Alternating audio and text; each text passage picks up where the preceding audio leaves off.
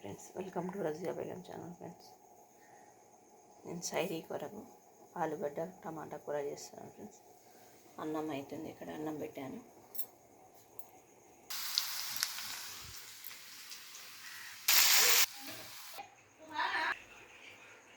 సాలన్ హోగా friends, అయిపోయింది. Friends,